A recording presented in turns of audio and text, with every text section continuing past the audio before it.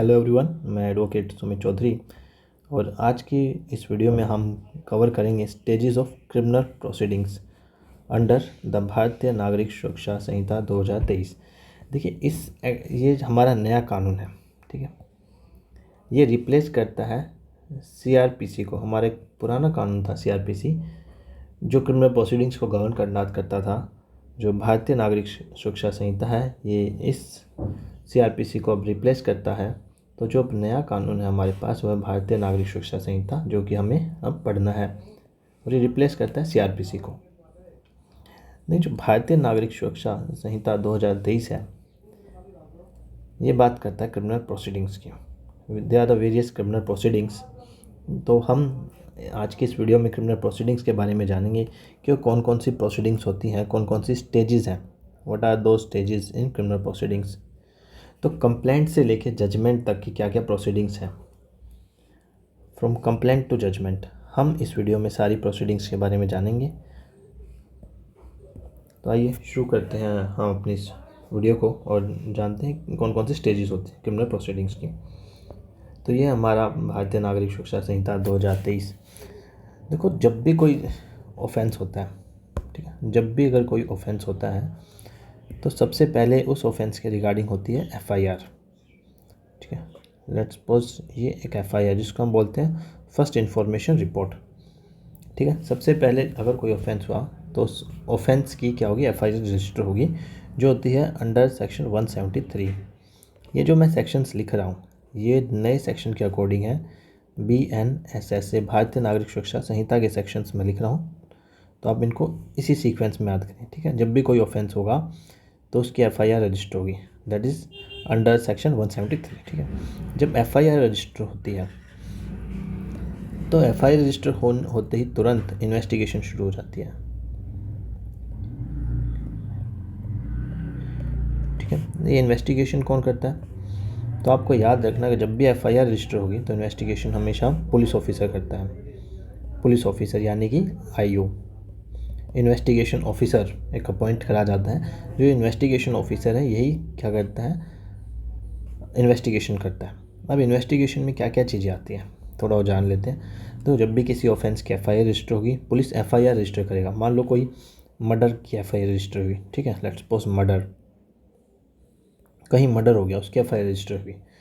तो जब FIR register होगी तो आईओ क्या करेगा, उस मैटर को इन्वेस्टिगेट करेगा। इन्वेस्टिगेशन में क्या क्या होता है, आईओ सबसे पहले तो है अरेस्ट करेगा एक्यूज्ड को, ठीक है, अरेस्ट करेगा एक्यूज्ड को। ये अरेस्ट क्यों करा जाता है?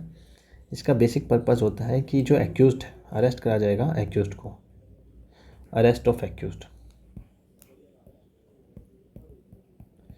एक्यूज्ड को अरेस्ट क्यों करा जाता है? इसका पर्पस है कहीं एक्यूज्ड जो है ऑफेंस करके भाग ना जाए, क्योंकि अगर उसकी ट्रायल में जरूरत पड़ेगी, अगर वो भाग गया तो हम ट्रायल कैसे कर पाएंगे। अगर ट्रायल नहीं कर पाएंगे तो एक्यूज्ड को सज़ा कैसे देंगे।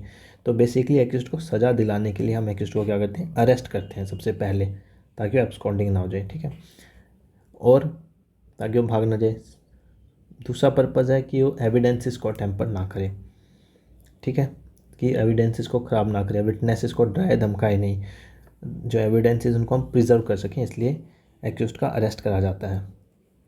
फिर इन्वेस्टिगेशन ऑफिसर जो है स्टेटमेंट्स रिकॉर्ड करते हैं। स्टेटमेंट्स होते हैं विटनेसेस की स्टेटमेंट्स या विक्टिम की स्टेटमेंट, पुलिस जो है स्टेटमेंट्स रिकॉर्ड करती है। एविडेंसेस कलेक्ट कर जाते हैं। एविडेंसेस मीन्स अगर कोई ऑफेंस वेपन है जिससे कि ऑफेंस हुआ है, लाइक कोई गन है, बंदूक है, या कोई हथियार है, चाकू है, ये सारे एविडेंसेस हैं, ये कलेक्ट करे जाते हैं। एविडेंसेस इकट्ठे करे जाते हैं जिससे ऑफेंस हुआ है। विटनेसेस इकट्ठे करे जाते हैं, उनकी स्टेटमेंट्स रिकॉर्ड करी जाती है विटनेसेस की। कोई वेपन है, ब्लड स्टेन है, ब्लड मार्क है, या अगर डेड बॉडी है तो उसकी पोस्टमार्टम रिपोर्ट, इसको मैं PMR लिख रहा हूँ, पोस्टमार्टम रिपोर्ट। ये सब चीज़ें जो पार्ट है, ये इन्वेस्टिगेशन का पार्ट है। अब मान लो जितने भी दिन लगे इन्वेस्टिगेशन कंप्लीट होने में, 15 दिन, 20 दिन, 1 महीना, तो जब ये आईओ, जो हमारे आईओ हैं इन्वेस्टिगेशन ऑफिसर, जब उनको लगे इन्वेस्टिगेशन अब कंप्लीट हो चुकी है, अब कुछ नहीं बचा इन्वेस्टिगेशन करने के लिए, तो क्या करेंगे, इन्वेस्टिगेशन के बाद इसकी एक रिपोर्ट प्रेजेंट करेंगे जिसको हम बोलते हैं पुलिस रिपोर्ट। मैं PR लिख रहा हूँ, पुलिस रिपोर्ट दी जाती है मैजिस्ट्रेट साहब को, कोर्ट में पुलिस रिपोर्ट सबमिट करेंगे। पुलिस रिपोर्ट भी 2 टाइप्स की होती है। मतलब पुलिस रिपोर्ट में या तो प्रेजेंट करेंगे चार्जशीट, इसको मैं CS लिख रहा हूँ, चार्जशीट। ये पुलिस रिपोर्ट होती है, पहले आप सेक्शन लिख लो, पुलिस रिपोर्ट होती है अंडर सेक्शन 193 में पुलिस रिपोर्ट सबमिट होती है। ठीक है, पुलिस रिपोर्ट में या तो चार्जशीट देंगे या देंगे क्लोजर रिपोर्ट, या क्लोजर रिपोर्ट फाइल करी जाएगी। देखो चार्जशीट होती है जब इन्वेस्टिगेशन ऑफिसर को, जब IO को, जब ये इन्वेस्टिगेशन करी, इस इन्वेस्टिगेशन के बाद उन्हें लगा कि एक्यूज्ड ने ऑफेंस करा है, उसके अगेंस्ट केस बनता है, तो चार्जशीट फाइल करेगा IO। ठीक है, चार्जशीट फाइल करेंगे जब IO को लगता है। और क्लोजर रिपोर्ट होती है कि एक्यूज्ड के अगेंस्ट केस नहीं बनता, जब इन्वेस्टिगेशन कंप्लीट होने के बाद, जो ये हमारी इन्वेस्टिगेशन है ये कंप्लीट हुई और उसके बाद पुलिस को लगा कि इसके अगेंस्ट, तो एक्यूज्ड के अगेंस्ट जो ऑफेंस नहीं बनता, तो उस केस में क्लोजर रिपोर्ट फाइल करेंगे। जब क्लोजर रिपोर्ट फाइल करेंगे तो मतलब केस नहीं बनता, तो यहाँ पे भी प्रोसीडिंग्स जो ख़त्म हो जाएगी। अगर चार्जशीट फाइल करी यानी इसके अगेंस्ट चार्ज बनते हैं तो फर्दर प्रोसीडिंग होगी। पुलिस रिपोर्ट आई, पुलिस रिपोर्ट में अगर चार्जशीट आई तो मैजिस्ट्रेट क्या लेंगे, यहाँ पे मैजिस्ट्रेट साहब लेंगे कॉग्निजेंस। ठीक है, ये कॉग्निजेंस लिया जाता है अंडर सेक्शन 210 में कॉग्निजेंस लेंगे।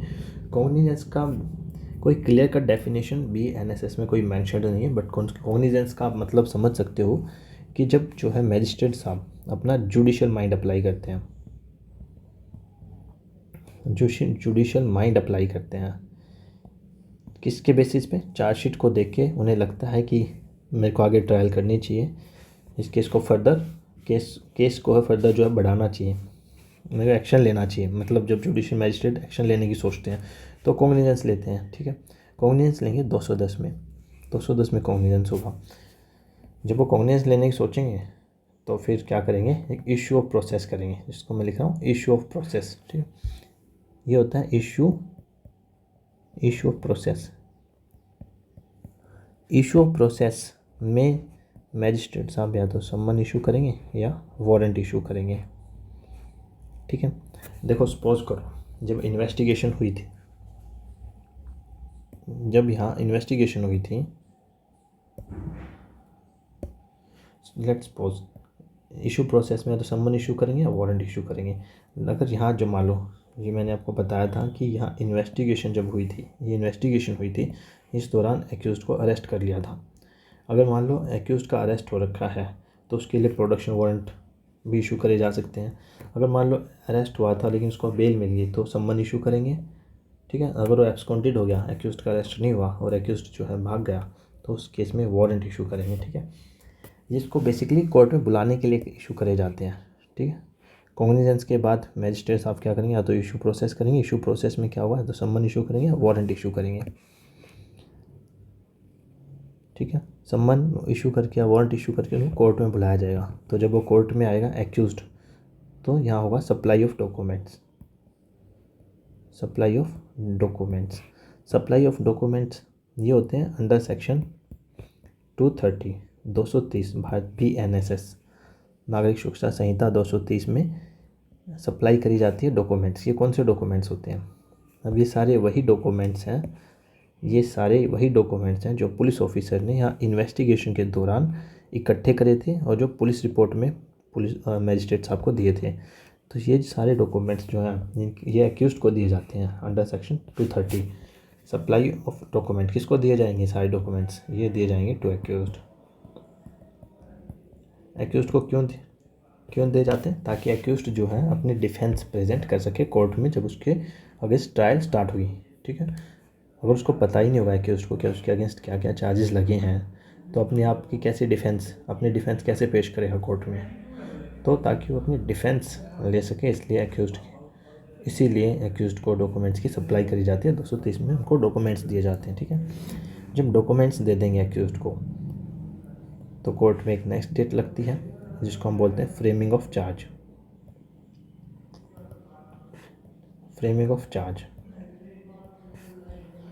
डॉक्यूमेंट्स देने के बाद यहाँ चार्ज फ्रेम होते हैं एक्यूज्ड के अगेंस्ट।